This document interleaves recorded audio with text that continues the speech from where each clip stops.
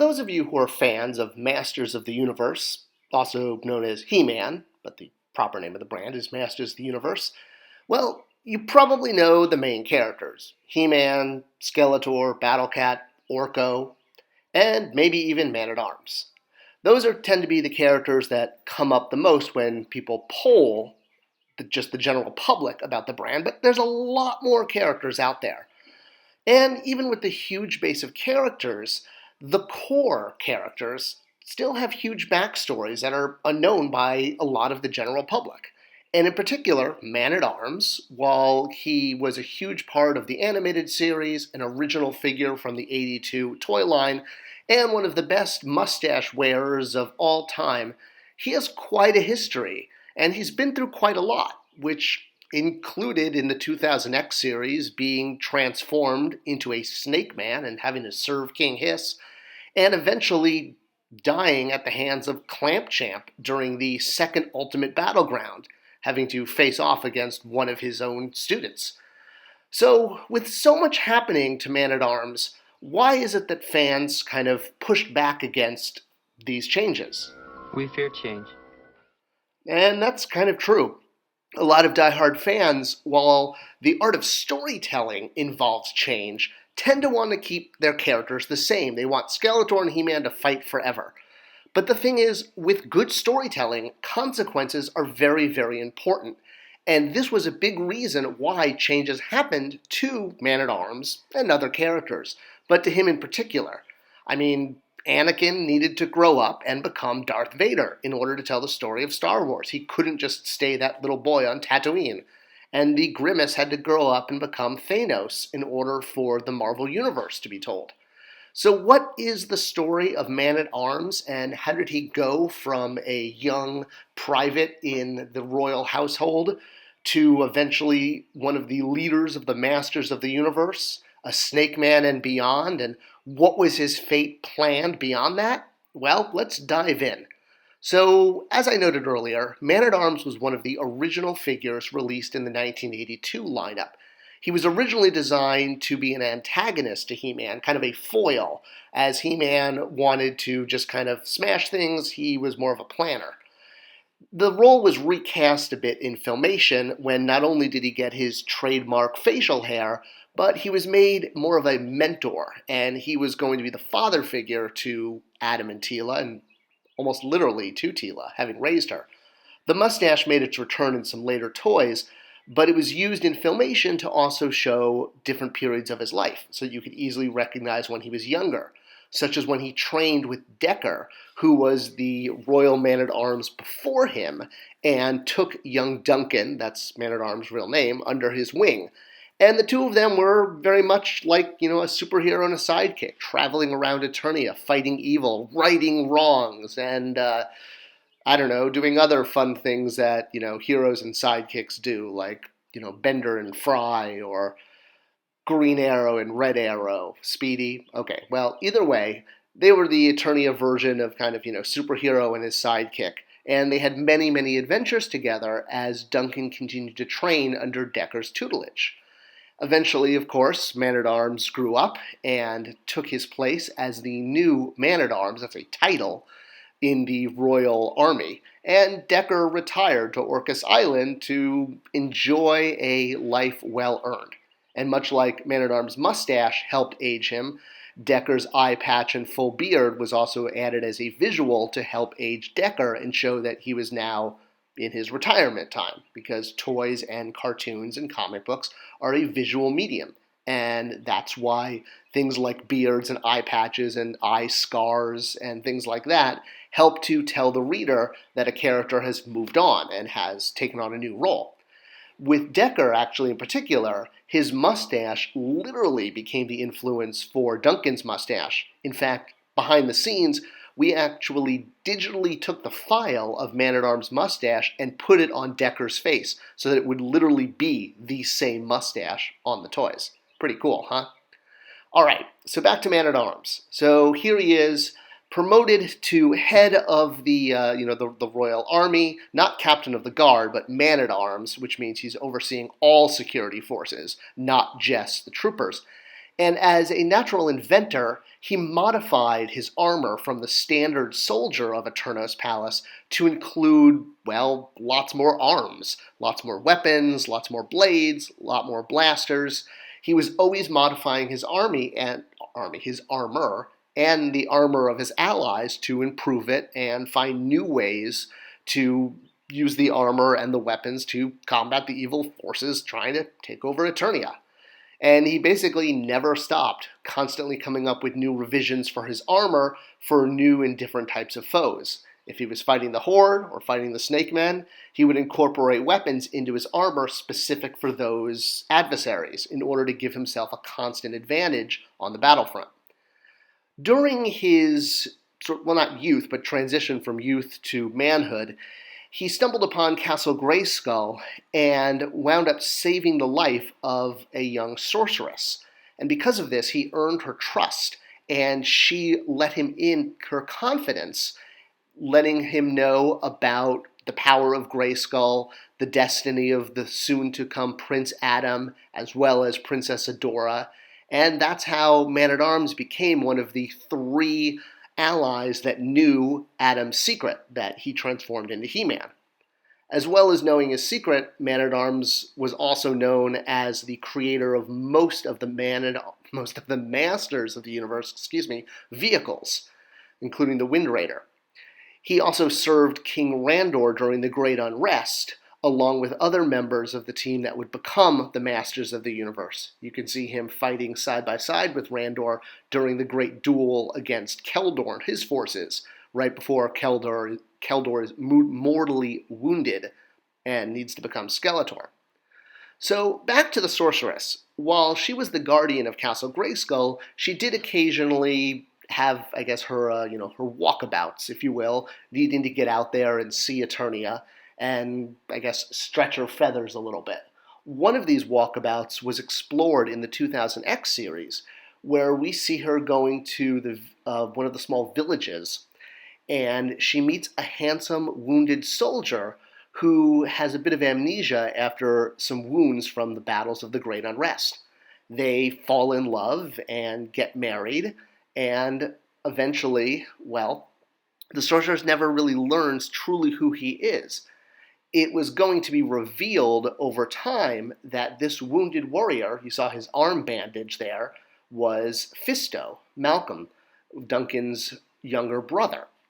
So while this never got truly revealed in the series, a lot of the background material, such as this family tree that was prepared by Mike Young and Mattel during the 2000X series, showed how Fisto was the husband of the sorceress and the true father of Teela. So while he was treated as Teela's uncle in the series, and you could see his red hair and Teela's red hair having a bit of a match there, he was welcomed into the Masters of the Universe as one of their warriors, but he was, in fact, Teela's true father. But he was not the one who raised her. She was raised by Man-at-Arms because Fisto, Malcolm, was off, he had amnesia from his wounds and completely forgot that he had a child. It's not that he abandoned her, he was wounded. And so the sorceress called upon his brother, Man-at-Arms, Duncan, in order to step in and raise Teela, knowing that he was the next of kin. And Man-at-Arms did that. He took Teela as his own, never knowing that she was his brother's daughter, and he raised her from a child all the way to adulthood, training her in the ways of different weapons.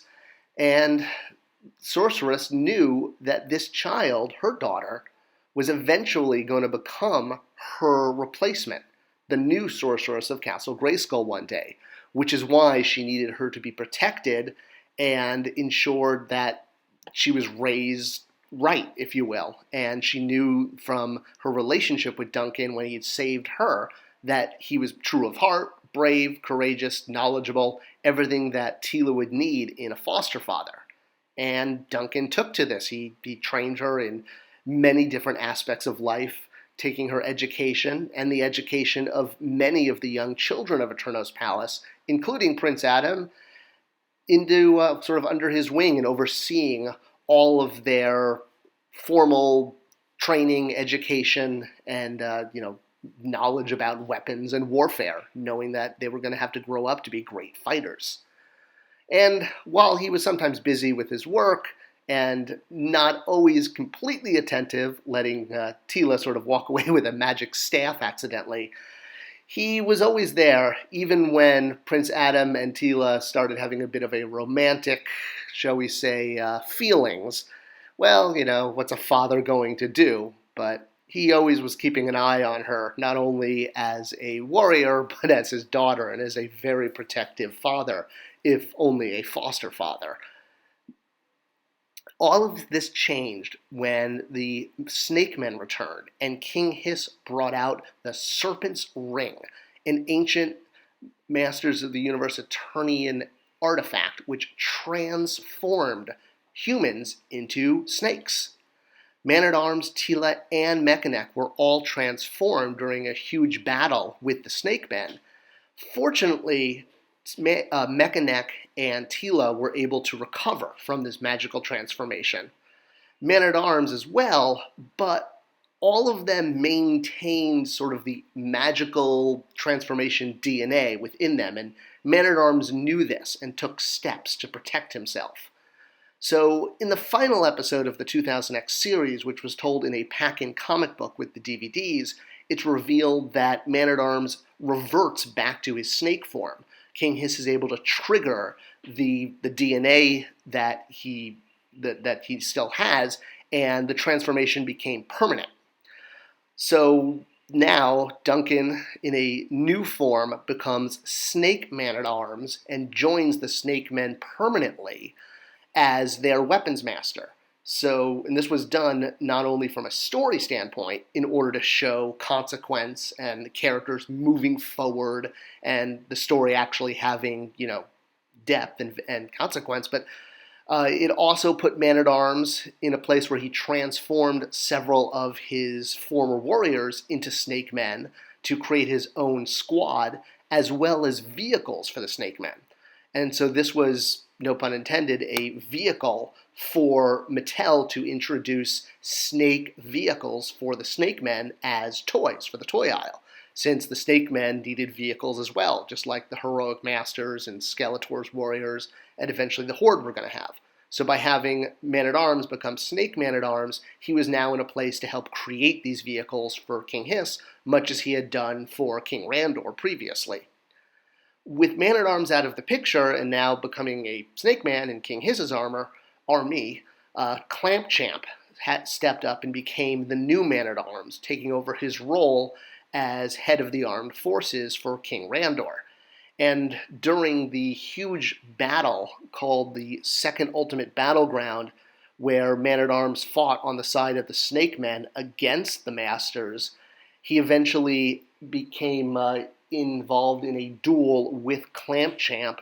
And during this one-on-one battle with the new ManAtArms, sort of ManAtArms versus ManAtArms, Clamp Champ was forced to use his weapons against his former friend and ally. And while it wasn't his intention, he was more or less backed into a corner and was forced to actually kill Snake Man-at-Arms by ramming him through with his clamp, hence Clamp Champ. And this was done right in front of Tila as she watched her transformed father die, and she held him in her arms as he turned back to a human one last time to tell her how proud he was before falling on the field of battle. Clamp Champ feeling like he had, done what he had to do. Now, this was not the end of ManAtArms, though. And as I noted, I know fans like things to stay the way they are, and there were plans on how ManAtArms was going to return. And that has to do with ManAtArms' connection with one of his other big inventions, Roboto. So ManAtArms created a robot warrior that was going to be a replacement for training robots, but after it gained sentience on his own, Roboto became a full-fledged member of the Masters of the Universe. And as I noted earlier, during the brief time between ManAtArms' initial transformation into a Snake Man and his reversion back into one, he knew that was always a possibility because he had studied the serpent's ring and understood how it worked. So he built another Roboto. Using the basis and the blueprints for the original, he built a second Roboto that had an empty memory core and outfitted it with his own custom armor based on the armor that Duncan had worn as Man-at-Arms, containing many weapons and many different blasters and swords. And there he is in his one appearance behind King He-Man in the third Ultimate Battleground. See, you can see him just poking his head up. So this is ManAtArms. It was very much inspired by characters like Kraus from Hellboy, where the idea was during that brief period while Man-at-Arms was back to being a human, before he became a Snake Man permanently in the final episode, he made a backup. And this robot was intended to carry on. So he downloaded his personality into the robot. Very similar to, well, if you're a Savage Dragon fan, the character Overlord, who is a mafioso in armor. He also downloaded his personality into the armor so that if he was killed, which he eventually was, when someone else put the armor on, the original personality could take control. So very similar to this concept, which, hey, it's one of my favorite comic books. No shocker that it influenced my writing on the Masters of the Universe brand. Much as Overlord could take over no matter who was in the armor and control them, well, Man-at-Arms was able to download his personality into the armor. So just as, He-Man was going to age up, if you will, and eventually become King He-Man, showing that he was now the ruler of Eternia, and Teela was going to fulfill her destiny and become the new sorceress after her mother succumbed to King Hiss's venom. Man-at-Arms' destiny, eventually, the Tech Man was eventually going to become a full-on robot, but a robot in the form of Man-at-Arms with the original Man-at-Arms personality, which had been downloaded into the robot during the brief period when he regained his humanity.